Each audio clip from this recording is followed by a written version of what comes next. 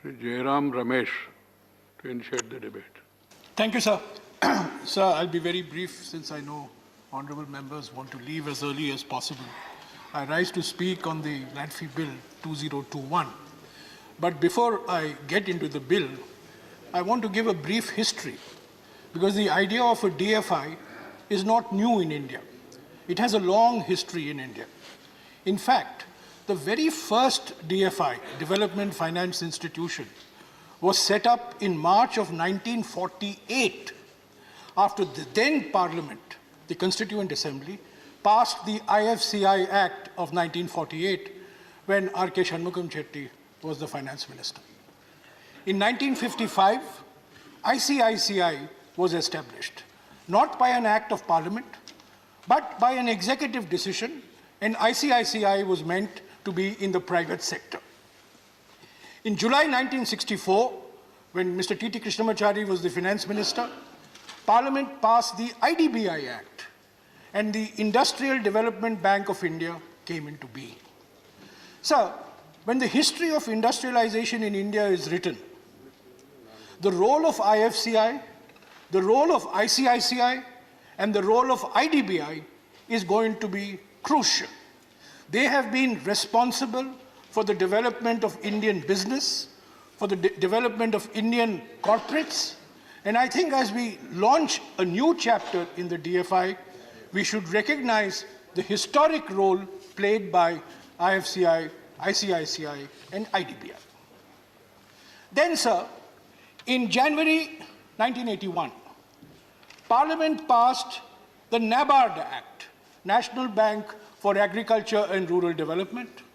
That was also a development finance institution for agriculture and rural development, and Mr. R. Venkatraman was the finance minister at that point of time. So the NABARD Act was formed.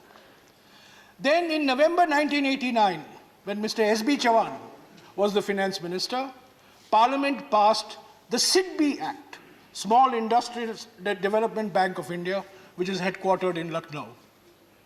This was also a development finance institution, and this was passed by an act of Parliament.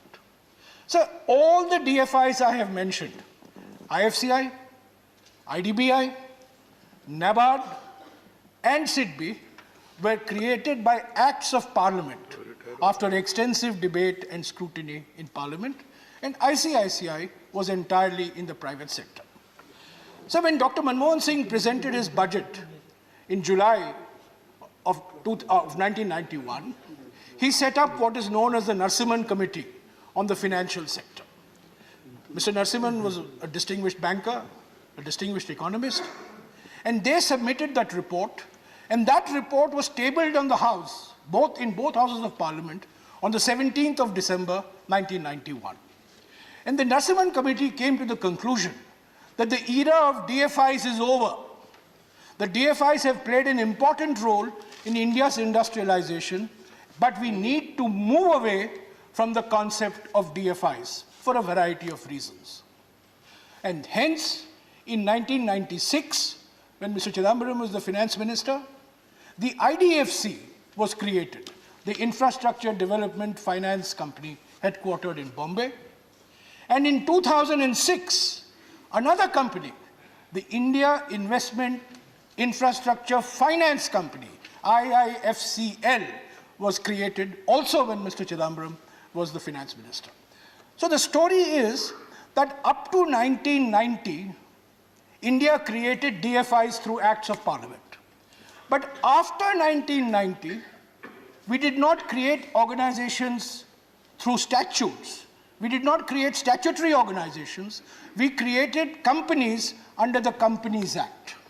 This was the model that we adopted.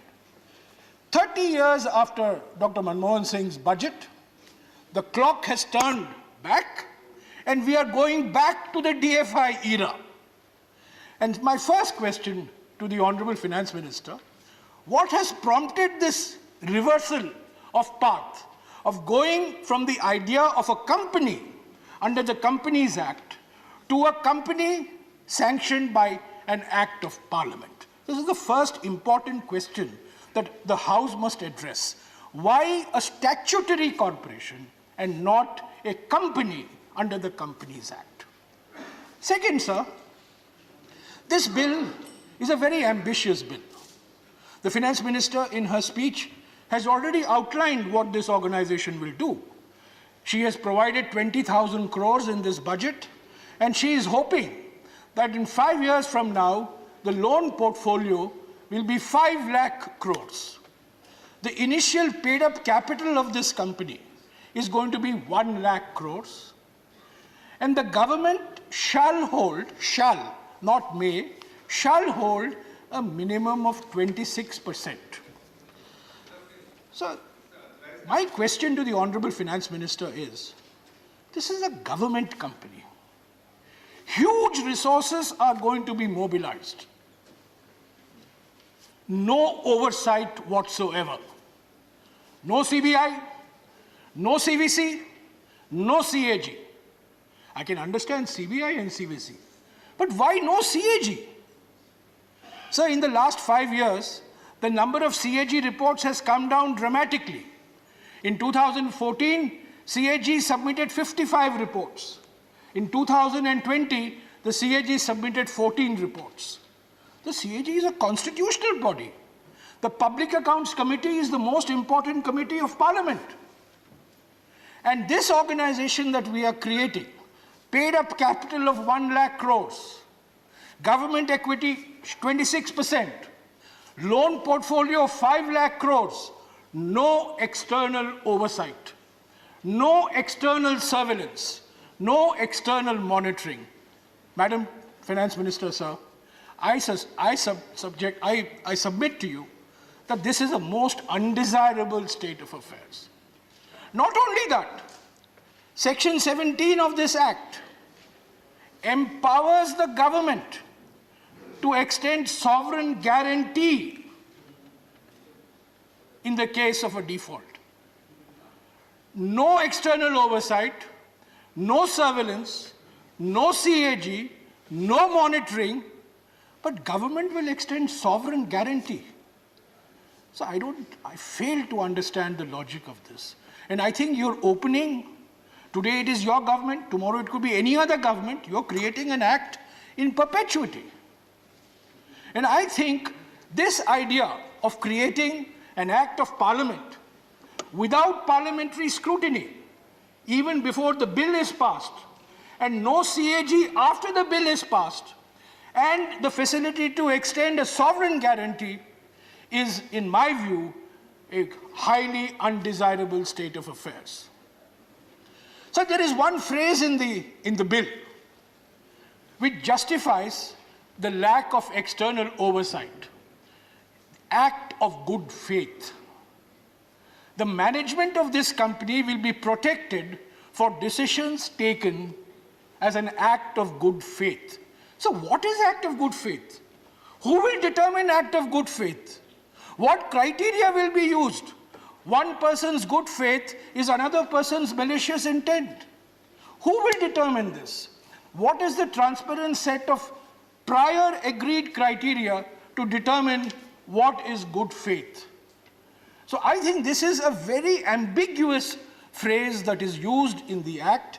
It needs to be defined in the rules in a much more elaborate manner so that this act of good faith cannot be a catch-all umbrella phrase to justify any decision taken by the management in the knowledge that the government will provide a sovereign guarantee as a last resort. So, the next question I have of the Honorable Minister, what happens to the other organizations? What happens to LIC, which is doing infrastructure financing? What happens to IIFCL, which is doing infrastructure financing? Are we creating a gigantic organization under which all these other organizations will be part? Are we creating, like the Singapore company Temasek, are we creating a giant Temasek? So the political economy of Singapore is different from the political economy of India. You can't have a Temasek type of organizations in a democratic political setup like ours. So what is this creature that we are embarking on today without any scrutiny without going to the standing committee, without going to the select committee, and having just about 2 hours of discussion on such an important bill. Finally, sir, I wish to say that there is a belief in this government that infrastructure can be built with foreign capital. So economic history shows foreign capital has never built infrastructure in any other country. Indian infrastructure will be built with Indian capital. Foreign capital will have an important role to play. We must mobilize global liquidity. But this notion of giving to foreign capital the prime place in the creation of infrastructure, in my view, is completely misplaced.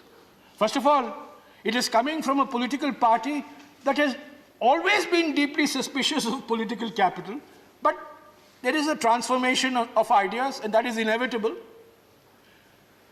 However, I think the most important contribution that we can make to the availability of funds for infrastructure is to stimulate domestic savings.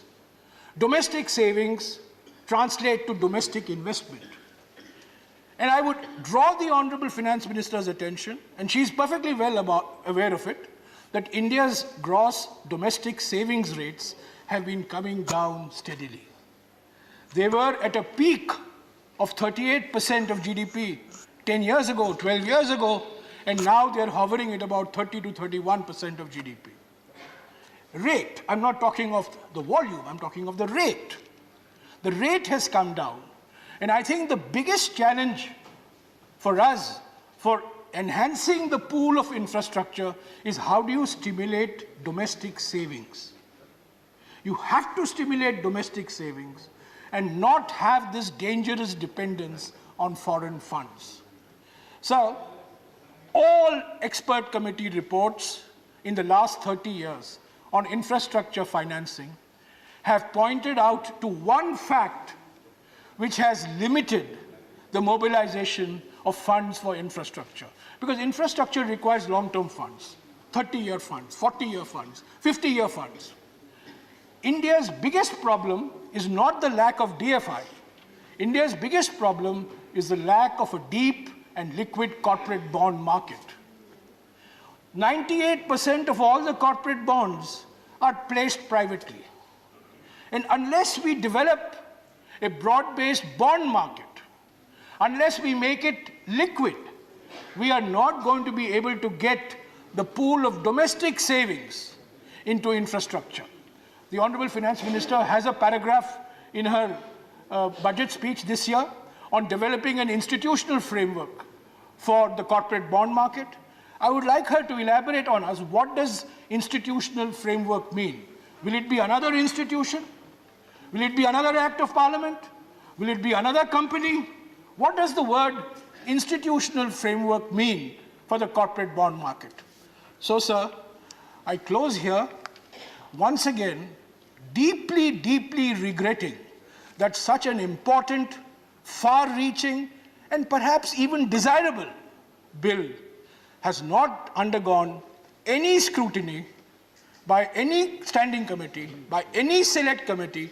There has been no discussion. There will be discussion here for less than about 2 hours when everybody wants to leave as early as possible. I wish it had gone through a greater process of consultations.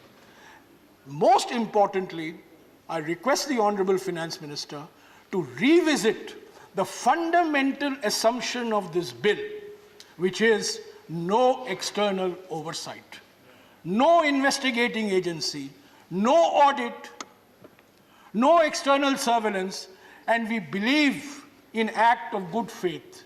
Who will determine good faith is completely left unanswered. Thank you, sir. Thank you. Thank you.